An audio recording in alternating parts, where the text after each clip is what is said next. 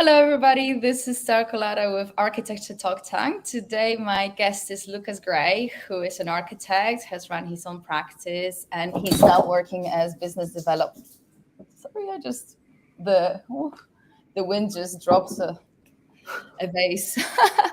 um, yeah, and now he's working as a business consultant, business development for architecture firms. I'm really excited to deep into this interview. Lucas, thank you for joining me. Yeah, thanks for having me. I appreciate it.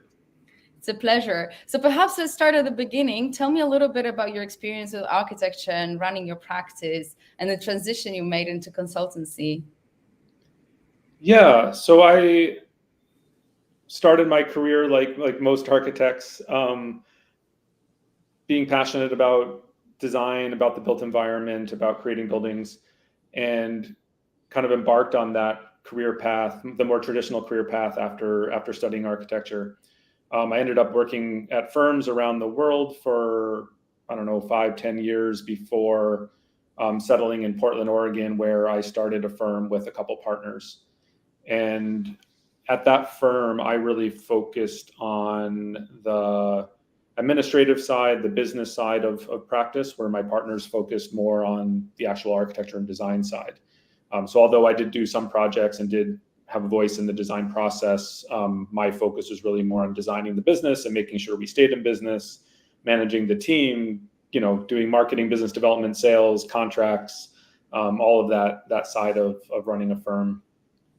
And at some point, a few years ago, it was actually right before COVID, my wife got a job in New York City. So I decided to move here with her and sold my shares of the business to my partners. So they're still running that firm on their own. And the work we were doing just didn't translate to the big city. So I started thinking about what I wanted to do next. And the opportunity to join CBG and do business consulting came up. And I jumped at it because I thought it was kind of an interesting next step, having run my own firm, learning a lot from that process, both in terms of what we did well, but also learning from the lessons of making mistakes. I wanted to find ways to help other people overcome, the business challenges of running a small firm. Mm-hmm. I love that. Actually, it's a big passion of mine, this, intricacy of business. And because we don't really have much of business education at university, we need to learn that through practice. So tell me a little bit about that experience you got running your own practice and what were your big aha moments around that, so to speak. Perhaps people can learn a little bit from that. And then I'm sure that your expertise has grown tremendously now that you have so many case studies of clients you're working with.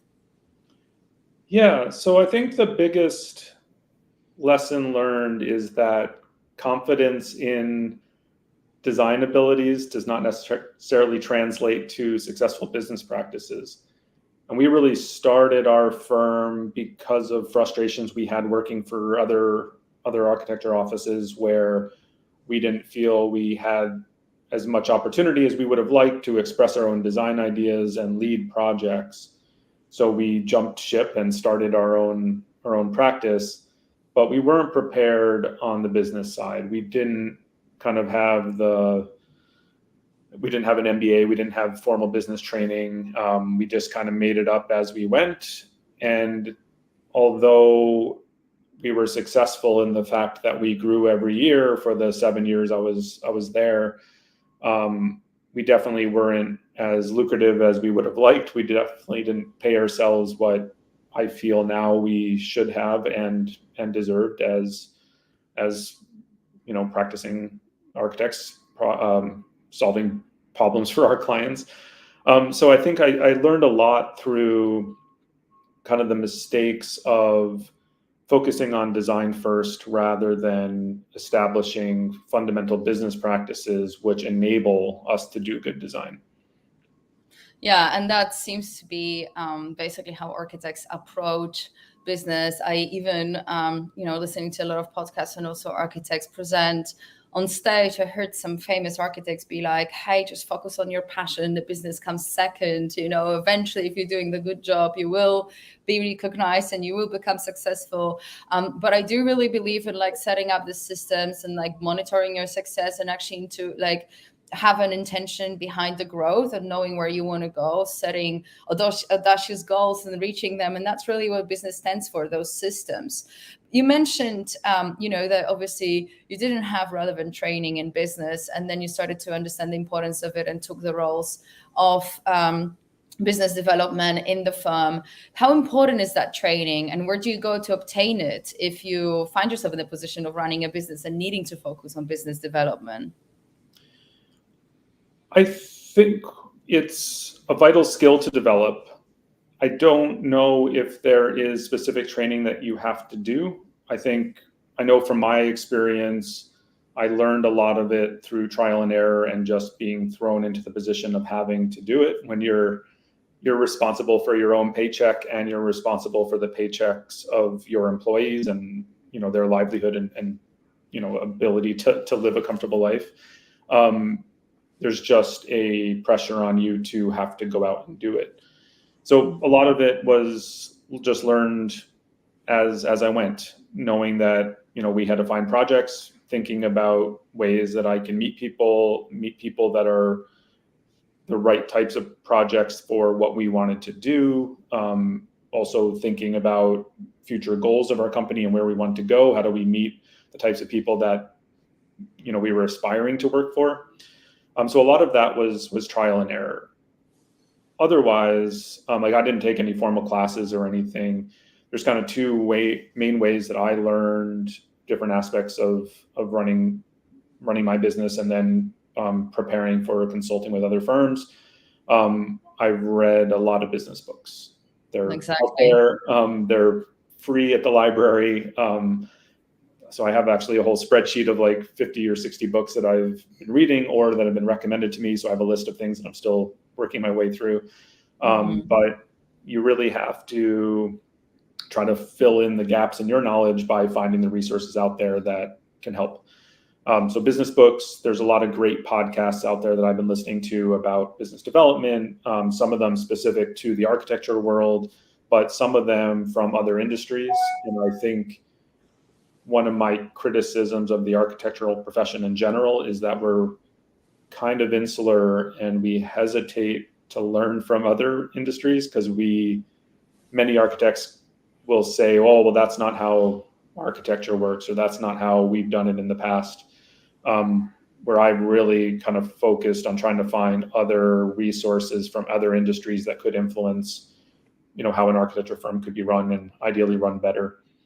The other one is through peers. So just meeting people, having conversations with them, asking questions about what they've done that has worked well, what hasn't worked, what are the challenges they've faced and how they've overcome those. Learning from your peers, both within the profession as well as through other industries, has been really, really helpful. Mm-hmm. Yeah, I agree. And I actually, I love that you mentioned books because entrepreneurs read. And I think that that's really the best source of knowledge, given the fact that there is a lot of specialist books that take a new perspective on how to develop things. Eventually, if you were to summarize all of it into what makes a firm successful in any industry, there are certain practices you can go down to, which is obviously mindset, habits, team organization, ways of monitoring, automating some systems. And those things can be learned from marketing books and business books, and also from successful entrepreneurs that talk about these systems. A lot of it is mindset too, and just an ability to think big, to understand what is the sort of ceiling, or is there a ceiling? I think a lot of times the problem in the general spectrum of things is that we don't necessarily think about where we want to get to or how successful we can be. There isn't really an end goal to it all. It's just like an every single day grind. And I think that really creates a lot of problems in the firm in respect of there's issues that will start occurring with organization, and because there isn't a bigger focus on a goal, those issues are occurring. Now, when you align the team on that focus, things start to make better sense. People are more aligned. They know exactly what is their duty, or what are they bringing into this firm, etc. And I think that as tedious as it might seem sometimes, to simply just overlook the way or look into, sorry, the way in which you structured the firm, who's taking responsibilities, are you wearing too many hats, and things like that. It really translates into a better organization. And, I almost seem to, especially now doing consultancy as well, I seem to go back to these practices of like writing down exactly organizational structure, looking who's responsible for what, who is accountable for certain tasks as well, so that the growth can be actually enabled. Because when we focus on tiny little things, it's really hard to focus on the big vision and also push the business towards growth. So it's really interesting. I love what you said about taking inspiration from other industries. In fact, interviewing people, directors of practices for Disrupt Symposium, there's been a lot of mention around starting from the successes of the fashion industry. When we talk about large business, for example, in architecture, we definitely have something that is an essence of the brand that is actually nested within our design. We want that to translate into projects and also to build legacy past the original founder. And fashion industry does it really well, not only by releasing so many different collections, but in also being able to keep that essence of the brand within all these collections throughout, and then outlive founders, outlive successful CEOs, and keep going. And this is an interesting element of what does it take to really keep that essence of a brand throughout generations. And of course, we can see big practices, HOK, SOM, Gensler, doing that, because a lot of them exist in the market for over 70, 80 years. They go through challenges of, economic challenges, sometimes things like pandemics, and overcome those issues and still come back strong. And it all goes down to systems, right? So I love that when you said about looking for inspiration, being open to that. Is there any good example of an inspiration you took from another industry that you like to bring to architecture? Yeah, so I think one thing that, like, related to what you just said, let's talk about the fashion industry for a bit, is that most companies out there are not service industry businesses. So they're not selling individual people's expertise to a specific client to do a bespoke solution to a specific project, where that's historically what architecture has been. So the idea in the fashion world is you can do great design and have a very creative team design whatever, a new suit, a new dress, whatever it is, new shoes, and you're selling that one product a million times, ideally, maybe more. So there's this idea of you're designing, and you could be a design forward company. At the end of the day, you're selling a product that people in the marketplace are choosing to purchase or not, which is a little bit different than architecture. Historically speaking, architects are more like doctors or lawyers. They're a service industry. They are working directly for a client to solve a very specific problem. That doesn't have to be the case, though. And I think that's where I start finding interest from other industries, particularly I've been looking at a lot of resources coming out of the creative industry. So advertising, marketing, branding, graphic design type businesses, kind of similar to architects. So I think there's a lot of resources in that world that can be very like apples to apples applicable to the architecture profession. Then the other big elephant in the room is the tech world. They are still design companies, a lot of them. Apple is a great example. They sell design, but they are selling it in a productized way. So I think looking at the tech companies, how they manage their teams, what are the metrics they track, how do they track those metrics, how do they do internal management, how do they also speak about what they do to external audiences, how do they market themselves. I think that's a great industry to look at, to aspire to get closer to. And of course, the other side of that is they just have a much larger revenue generation behind them, both in terms of the products they sell as well as investments and venture capital and all of that. But then they also have much higher compensation levels, which I think is something that architects need to be working to address, because we're losing a lot of great talent to these other industries that are offering better better compensation packages. So I think starting to take clues from these other places and coming up with creative ways to think about what architects do historically and what are new ways we could practice to maybe increase the revenue we can create per hour spent. Maybe that's productizing services, maybe it's productizing an offering. So someone's buying a prefabricated house versus a custom design house, someone's buying plan sets instead of custom design. I don't know what the right solution is for each individual firm, but I do think that we should, as an industry, start thinking outside of the traditional box of, fee for service and think about other ways that we could monetize the incredible skill set and talent that we all have within our offices. Mm-hmm. Absolutely. I love that you said that as well. And it's true, there is a lot of service provided within graphic design and even tech, but they have a lot of automations. And there is definitely a way in which a lot of the work can be done through a system, really. And then the bespoke element of it is just a part of that system. Whilst in architecture, from the very beginning to the end, we tend to be very client facing, in which case we may be spending more time or losing opportunities there. I also wanted to talk a little bit to that transition from sort of starting a business and running that business to the moment when you start really sort of managing profitability. Of course, there is business acumen, but there are also specific actions you have to take in order to focus on the finances, the profitability, and measure that success. Tell us a little bit more about that. Yeah, so there's a lot of KPIs, key performance indicators, that we use as consultants to help firms assess or benchmark where they are in terms of financial performance, profitability, et cetera.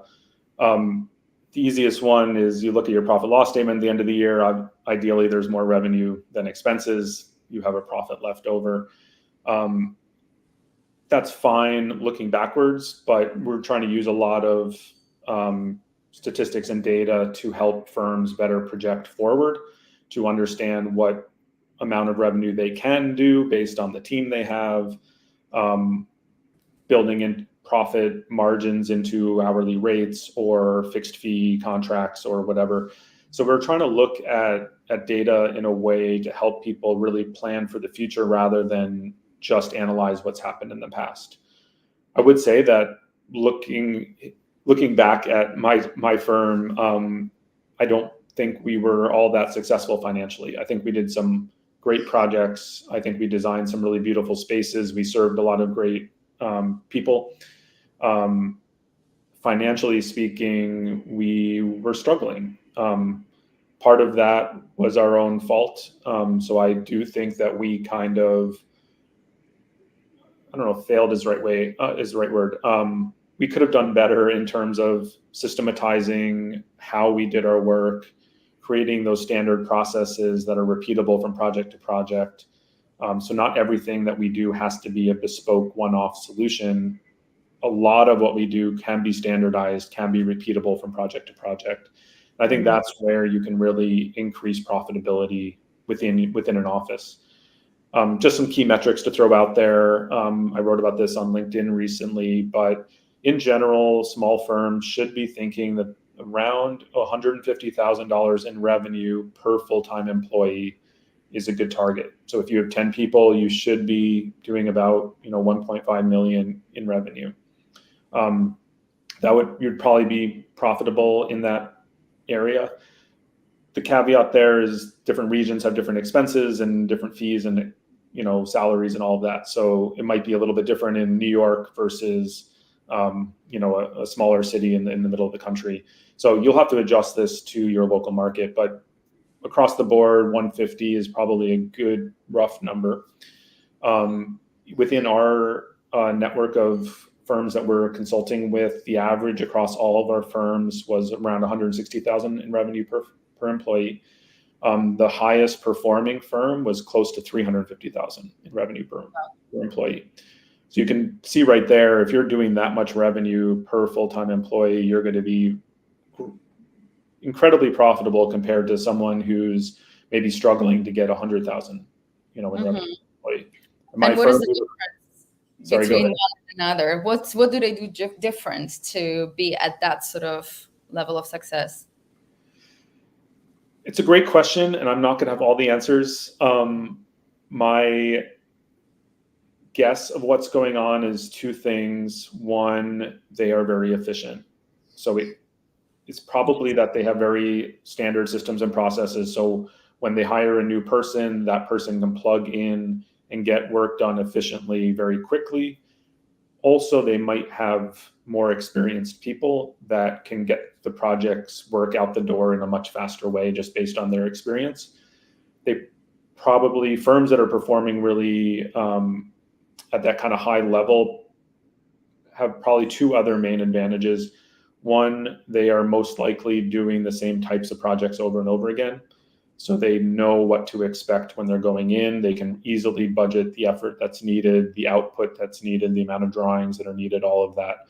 So predictability by doing, a very niche type of project can really lead to, increased efficiency. Mm-hmm. The other side of that would be they probably are charging appropriate fees for their work. They're probably working on fixed fee contracts, meaning that they are entering a contract with a fixed number at the end, regardless of how much time they're spending. So they're not, you're kind of stuck at a certain revenue generation level if you're charging hourly. Because if you get more efficient and you get the work done faster in less time, you actually make less money. If you have a fixed fee contract, you're actually incentivized to work more efficiently, come up with those systems and processes that can get the work done faster. You also are incentivized to invest in new tools that could be a software tool, it could be something else that allows your team to do more work with less hours. So fixed fee contracts are a big part of that if you want to maximize your profitability potential. Of course, that number that you put out there in a fixed fee contract has to be high enough to obviously cover all of your expenses, any contingency potentially going over your estimated time, and have a healthy profit margin built into that. But the combination of fixed fee contracts and super efficient systems and processes are how you can really maximize your profitability. Mm-hmm. And in terms of the action you take in order to bring in clients versus the amount of people you have in the studio, of course, client acquisition plays a really important role at this, because if you're measuring the sort of, you put that measure of 150,000 per employee, not every single employee goes after new projects. How do you best manage that? Yeah, so just to clarify, so that would just be a total revenue goal for the firm. So let's use that 10-person firm, for example. And I should also mention that $150,000 per person is including all of the people that work at that firm. So if you have 8 architects and then you have an office manager and a marketing director, that's actually 10 people, even though only 8 of them are working on billable projects.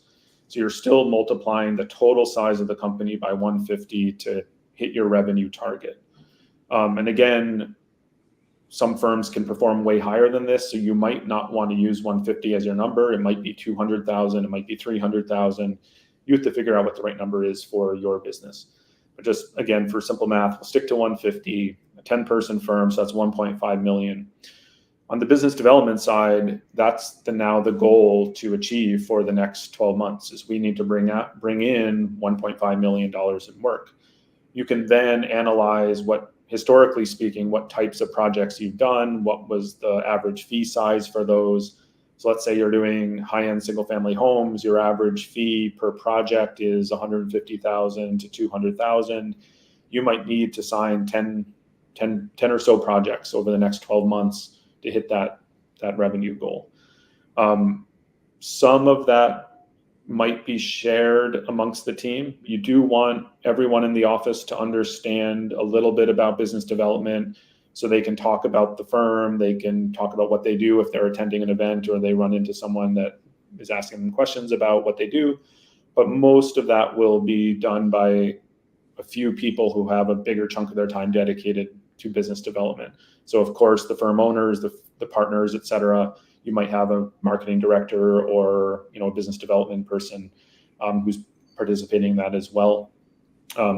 Typically, we recommend that partners of firms spend about 20 to 25% of their time on a weekly basis on business development. That is including all business development related tasks. So that could be writing an article, it could be attending an event, it could be taking a potential client out for dinner, it could be responding to an RFP. But about 20% of their time should be spent trying to bring in new work. And we really encourage them to do this on a weekly basis. You can't wait until you're slow and then spend a full week doing business development. It really needs to be consistent throughout, your entire career, because what relationships you're building now is probably going to lead to work in 6 months or a year or even 2 or 3 years from now, not tomorrow. So by doing it consistently, you're really building that potential project pipeline for years to come. So 20%. If you're working full time, let's say it's a 40-hour week, 20% is probably like it's 8 hours a week. So typically you're spending about a full day per week doing business development activities. I typically recommend people to spend 1 to 2 hours a day. So every day you're calling somebody, you're going out for lunch, you're attending an event, you're writing something, you're posting on social media, whatever it is, you should spend about 1 to 2 hours a day doing some sort of activity that will lead to work in the future. Mm-hmm. I love this. Thank you for breaking it down. And I think that it's very important actually to even see how those little efforts add up. If you do it consistently for years, it may be an article that perhaps you can't really measure if that does bring a client or not, but those tiny little grains of sand create at the end that result. So that's wonderful. I was wondering for you to tell me a little bit more, what is a typical obstacle that you find in firms that stops them from working with business consultants? Because, I'm imagining that a lot of them will say, oh, we're not big enough to cover those fees of consultancy, or, whatever it is, like we need to get to a certain level in order to justify working with consultants. But at the end of the day, I think that growth is directly related to your ability to actually strategize for it. And that's what the consultant is there to do. And so what do you usually come across as obstacles that you hear from people? And what is your perspective on that? Knowing the work that you deliver and seeing obviously across your clients that you work with, the benefits they're getting out of it. It's really interesting to hear a perspective of a consultant on that. I think that there's two big hurdles that I think are quite obvious. One is fees. Consultants aren't free and they're not cheap. So there is a cost. We talk to our clients and prospective clients that it's more of an investment than an expense. You are, yes, spending money, but the idea is that we can come in and support your business and help it grow and succeed better. And thus, those fees are really leading to future growth. But it is a cost that you have to consider as you're budgeting for your firm. The other one is time. A lot of partners of firms or sole practitioners or single owners, they're pulled in a million directions. They have to do business development. They have to manage their team. They have to work on projects. They have to answer the phone when clients call them. They have so much going on a day-to-day basis. Asking them to then spend more time doing another thing is intimidating. People are already overworked, so thinking about adding another thing to their task list can be a hard decision to make. We again talk about the fact that by forcing firm owners to have these sorts of conversations about strategy, about finance, about management, about business development, marketing, that we're kind of holding them accountable to consider all the important aspects of running their business. It's so easy for an architect to get caught up in the work itself. And, you're working on drawings or you're meeting with your team and collaborating on a new design. And we all love design and want to be engaged with that more. But when you are a firm owner, you're now a business person first and an architect second. So if you're not paying attention to the business side, the management side, the finances, the marketing, all of that, you are potentially setting up your business for failure. If you go out of business, you can't do the work you want to do. You can't serve the clients you want to serve. So our job partially is to hold people accountable and force them to have these conversations about the side of business they might not be most excited about. Mm-hmm. That's excellent. I think that that's extremely helpful. And in respect of, the direct benefits that people get out of working with consultants, can you tell us elaborate a little bit more on that? I mean, there's many benefits, and it'll manifest in different ways for different firms and for different people. To be honest, just like architects, especially in the residential world, when you're working with a client, part of your job is also being a therapist for that client. That's part of what we do as well. We're there as a sounding board for concerns that principals have, just frustrations they might have in their day-to-day work or office management, talking them through challenging times. If there's a recession or it's a slow period at the firm and they're stressed out about work, we're there as a sounding board to help talk through those issues and just let them vent. A lot of people that we work with, especially the single owners, just don't have other people in their immediate surroundings that they can have open and honest conversations about the financial side of their business. They might with their partner at home, but you don't always want to mix, family life and business life. They might not have other people at the company that they're 100% transparent about the firm's finances with. So just being able to have those conversations is really helpful on a personal level for a lot of the people we work with. The other side of that is by paying attention to all of the different aspects of running your business, by continually having those conversations and thinking about them and designing the business side of your practice, just like you would think creatively about the design of a building, allows you to set yourself up for longer term success. So you might not have an immediate challenge right now, but by doing organizational design or defining roles and responsibilities for different positions in the firm, for financial planning and projections forward, it allows you to design the company that will hopefully evolve and grow over time in a more sustainable way. So many architecture firms are kind of like boom and bust. You have that roller coaster of like super profitable and busy, and then you're super slow and you have to lay somebody off. The idea is that you could be a lot more strategic about planning for the future, thinking about finances. Once you have financial goals, you can then work backwards and understand what effort you need to put into business development to lead to the revenue you need to keep your business sustainable.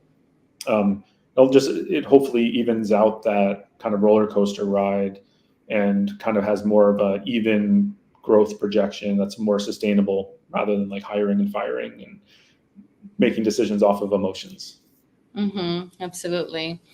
Thank you so much. This is super helpful. I hope that people listening, for the minimum, get inspired to look into their business structure and think a little bit about strategy, perhaps get in touch with a consultant.